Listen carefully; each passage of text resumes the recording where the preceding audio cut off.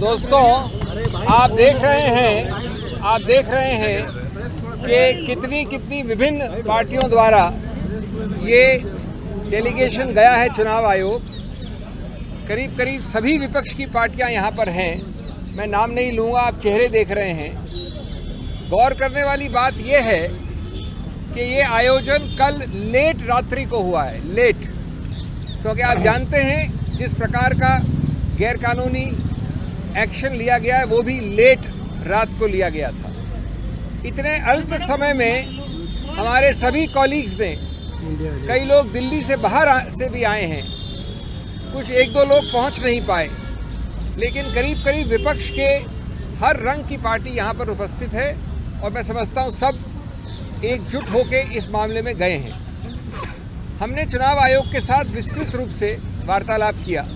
हम सब अंदर थे। चुनाव आयोग के तीनों नवगठित चुनाव आयोग और उनके सभी अफसर थे। मैं संक्षिप्त में बता दूं आपको कि हमने क्या कहा। पहली बात कि ये बहुत ही गंभीर और व्यापक मुद्दा है।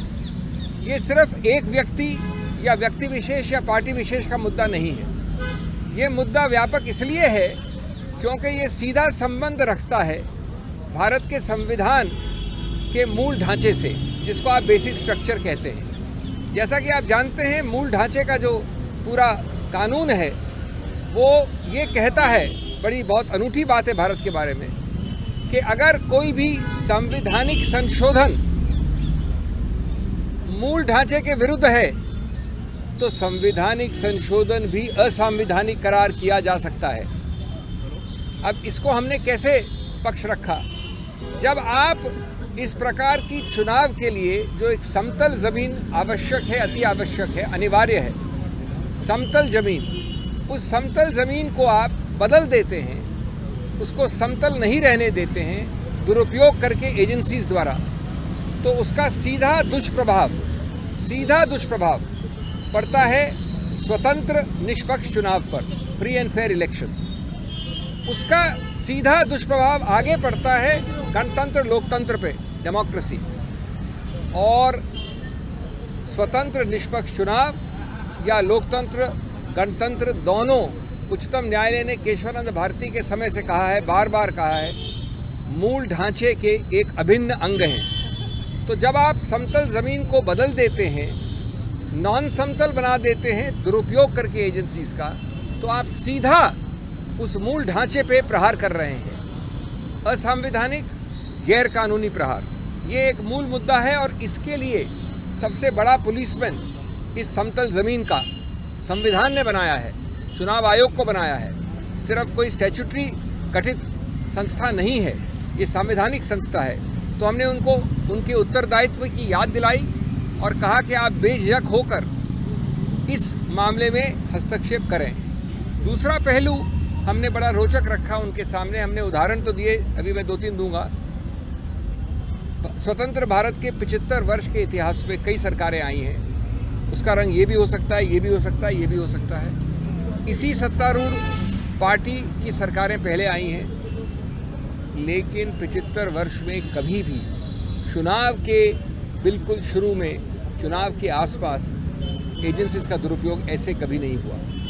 75 वर्ष में पहली बार एक पदासीन मुख्यमंत्री को कल रात को गिरफ्तार किया गया है, पहली बार। कुछ हफ्तों पहले एक मुख्यमंत्री को मजबूर करके हटा के उसको गिरफ्तार किया गया।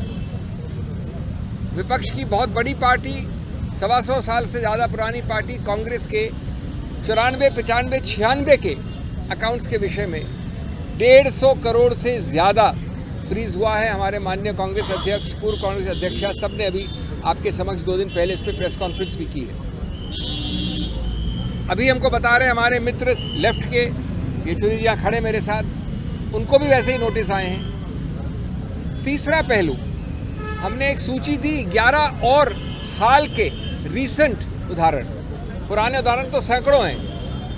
वो 11 के 11 एनसीपी से लेकर, टीएमसी से लेकर, कांग्रेस से लेकर विपक्ष के हर पार्टी पे है जहां पर एजेंसीज का दुरुपयोग हुआ है, गिरफ्तारी हुई है। लेकिन एक भी उदाहरण नहीं है सत्तारूढ़ पार्टी का। ये कौन सी जादुई पुड़िया खाई है सत्तारूढ़ पार्टी ने कि हर अच्छाई वहाँ है, हर बुराई यहाँ है, या सिर्फ बुराई दिखती यहाँ पर है? अगर बुराई वहाँ है तो दिखती नहीं है। वॉशिंग मशीन का तो उदाहरण आपने बहुत सुन लिया है, लेकिन ये समतल ज़मीन की मूल ढांचे को प्रहार करता है। हमने 11 लिखित और उसके अलावा 14 उदाहरण दिए हैं अभी अभी चुनाव आयोग को। तीसरा पक्ष ये है कि अगर कुछ गलती भी हुई है तो आपने कहीं ये नहीं दिखाया कि अभी इसी वक्त एजेंसीज की रेड आवश्यक है, अभी इसी वक्त इनकी गिरफ्तारी आवश्यक है। अरे भाई, अगर कोई नोटिस या कोई कार्रवाई 2023 से चल रही है तो आप 2 महीने और नहीं रुक सकते? आपको जो कार्रवाई करनी है आप करिए, लेकिन ये क्या कि आप चुनाव के पहले वोट पड़ने से पहले ही चुनाव जीत जाना चाहते हैं। आप पहला वोट पड़ा नहीं, उसके पहले जीत जाना चाहते हैं आप, कानूनी तरीके से नहीं, गणतांत्रिक तरीके से नहीं। तो ये मामले जिसको कहते हैं आवश्यकता या ज़रूरत अरेस्ट की, वो किसने दिखाया है? मेरे पास अधिकार क्षेत्र है तो मैं अरेस्ट कर लूँ। चौथा, हमने बताया कि आपके जो कई सारे सर्कुलर हैं चुनाव आयोग के, उसमें भी ये वंचित है। हमारे कॉलीग्स ने ये मांग की कि अगर चुनाव आयोग डीजीपी बदल सकता है, होम सेक्रेटरी बदल सकता है, किसी को बदल सकता है, तो ये एजेंसीज किस प्रकार की कोई एक विशेष एग्जेम्पशन एंजॉय करती हैं? इन एजेंसीज पे नियंत्रण क्यों नहीं करता चुनाव आयोग? इन एजेंसीज के नियुक्तियां कम से कम इन 4 महीने के लिए क्यों नहीं होती चुनाव आयोग द्वारा? ये भी पुलिस एजेंसीज हैं एक प्रकार से, ये भी सत्तारूढ़ पार्टी के उपयोग दुरुपयोग के लिए हैं। तो इसलिए ये मुद्दे बहुत ही मूल मुद्दे हैं, और हम ये कहेंगे कि हर प्रकार का अनड्यू इन्फ्लुएंस का आपका कानून है, सर्कुलर है, आप उसको सिर्फ शब्द नहीं रखिए, आप उसका इस्तेमाल करिए। नहीं तो ये चुनाव आयोग एक सिर्फ एक सजाने के लिए कोई संस्था नहीं होनी चाहिए। ये हमारा पुलिसमैन है गणतंत्र के लिए।